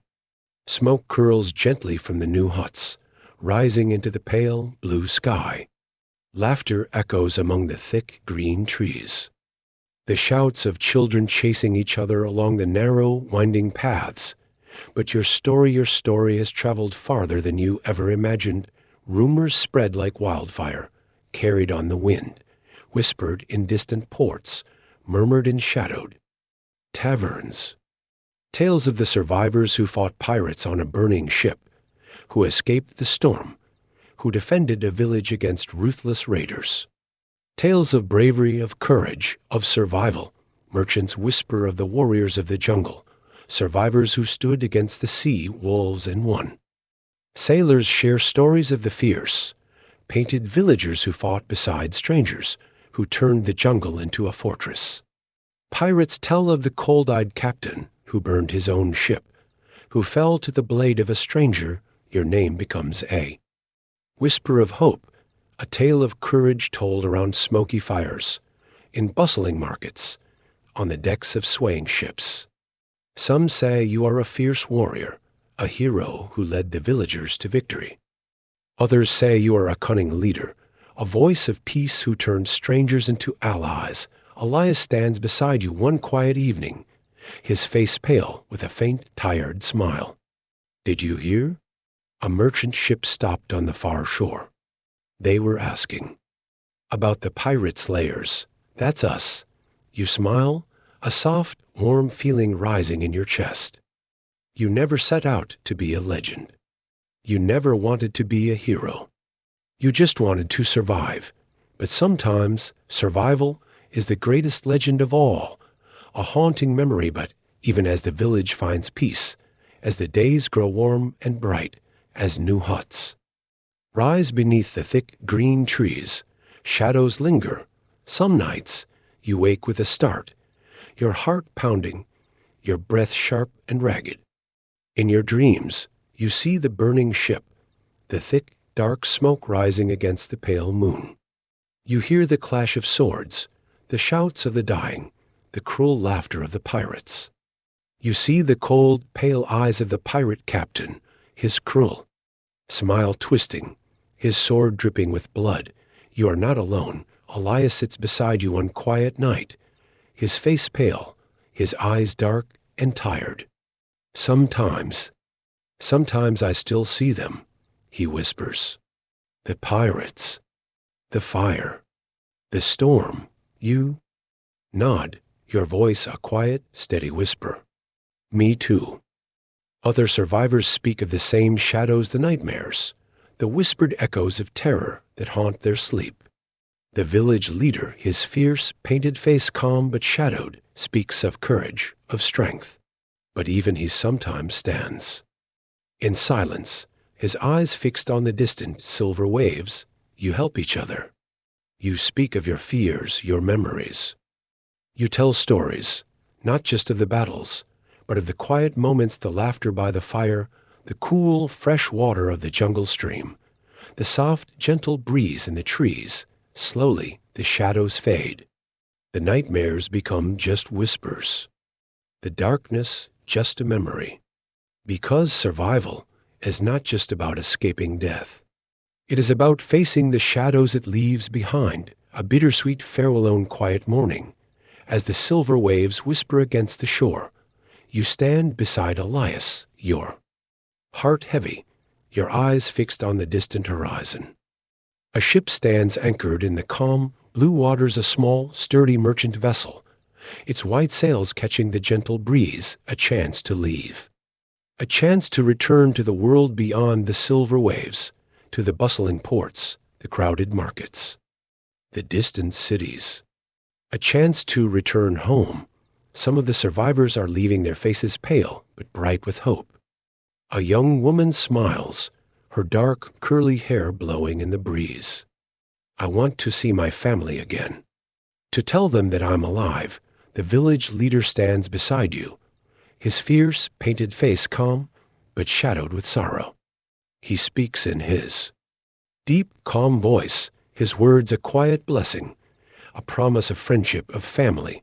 You stand with Elias, your heart pounding, your mind a whirlwind of thoughts. Will you go? You whisper. Elias smiles, a faint, sad smile. I don't know. This place, it has become home. You look at the quiet village, the narrow paths winding among the thick green trees, the soft smoke rising from the huts, the laughter of the children, the warm, smiling faces of the villagers. Home. It is not just a place. It is a feeling. Some of the survivors climb into the ship's boat, their hands waving, their voices filled with laughter and tears. The boat rows away, the ship's sails filling with the wind, carrying them toward the distant silver horizon. You watch them go, your heart heavy but warm. A part of you wants to follow, to see the world again, to find the places you once knew, but a part of you wants to stay. Elias stands beside you, his voice a quiet, steady whisper. We can always leave, but we can always stay, because freedom is not just a place. It is a choice. A new dawned village wakes to a quiet, golden morning. The sun rises slowly, its warm light spilling across the thick green leaves, the soft, sandy shore. Birds call from the twisted trees, their songs drifting on the cool, fresh breeze. You stand among the villagers, your hands stained with the rich, dark soil, the cool earthworm beneath your fingers. Young green plants rise from the neat rows of fresh soil, their leaves bright and strong beneath the warm sunlight. Elias works beside you, his hands weaving a new fishing net, his quick, clever fingers tying the thin, strong vines into perfect, tight knots. His face is calm, his eyes bright, his smile warm. The village is not just a place of survival. It is a place of life. Children laugh as they play in the shade of the thick green trees, their bright, painted faces glowing with joy. Women gather fresh fruit, their baskets filled with thick, sweet berries, fresh green leaves, thick, twisted roots. The men weave fresh vines, repair the strong, thick walls of the huts. The village leader stands among his people, his fierce, painted face calm, his voice a quiet, steady strength. He smiles at you, his sharp, painted eyes bright with warmth. You stand beside him, your voice a quiet, calm guide, your hands helping to build, to heal, to lead. One night, as the stars burn bright above the quiet village, you sit by the warm, crackling fire. Elias sits beside you, his voice a quiet, thoughtful whisper. I never thought we would find peace. Not here, not after everything. You smile, your heart warm, your voice a quiet, calm reply. Sometimes, the darkest paths lead to the brightest places. And here, in this quiet green village beneath the silver stars, you have found something more than survival. You have found a new beginning. But as you sit beneath the bright silver stars, listening to the soft, gentle whisper of the waves, one thought lingers in your mind. Will you stay in this quiet paradise, building a life of peace and laughter? Or will you one day take to the sea again, chasing new adventures, new horizons? Because survival is not just about escaping death. It is about living, and your story. Your story is far from over.